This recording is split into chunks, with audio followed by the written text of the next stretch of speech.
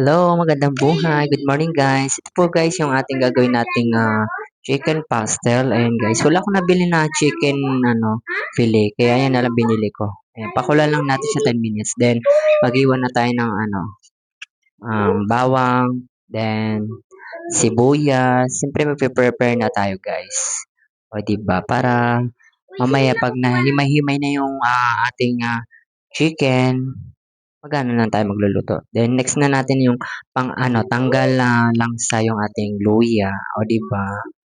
Pang rin yun guys, dagdag aroma. Aroma, charis. Ayan, maganda yan mga boss sa ating chicken pastel para hindi siya malangsa yung ating luya.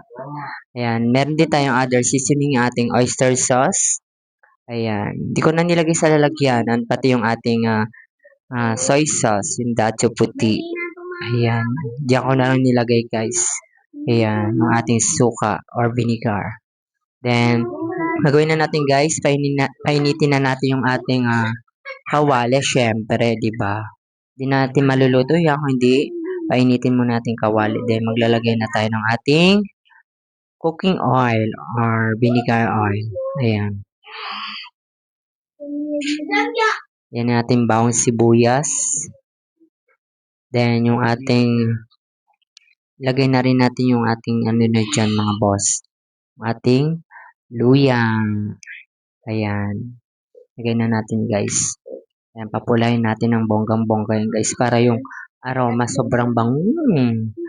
Bango na guys. Ayan pa lang guys. Then, lagay na rin natin yung ating sili or yung ating bell pepper. Option lang yan mga boss para pwedeng meron, pwedeng wala. Lagay na rin natin yung ating chicken. Ayan. Yung nahimay-himay guys. Nahimay-himay, yung nagarutay-garutay na. Hindi ko na siya na montage. Hindi ko na siya na videohan. So, ayan na lang guys. Nailagay ko na dyan siya. Sa ating kawali. Ayan. Busan natin ng bonggang-bongga para masimot. Para hindi sayang. Then, haluin lang natin mga boss. Yung ating chicken. Baka masunog.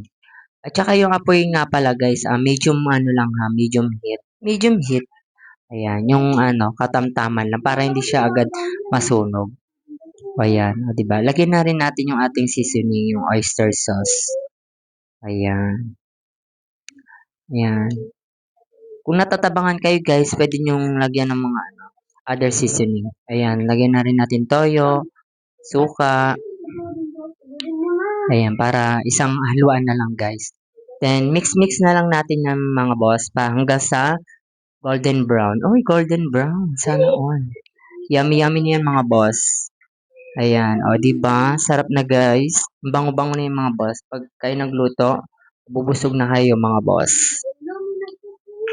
Ayan, ready to eat na tayo dyan mga